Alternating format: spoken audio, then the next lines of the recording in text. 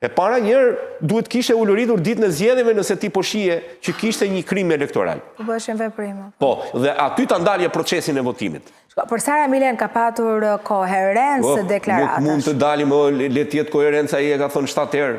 Po pra ka thënë para, 10 ditë para. Pse nuk e thot ai që gjithë e dinim ne që Blendi Gonxhe do dilte në Tiranë. Kishte një muaj që e dinin që do dilte në Tiranë se ishte urdhri politik i partisë. Po, këtu s'po flasim për aktivitet kriminal. Kush e vuni? E vuni Sueli.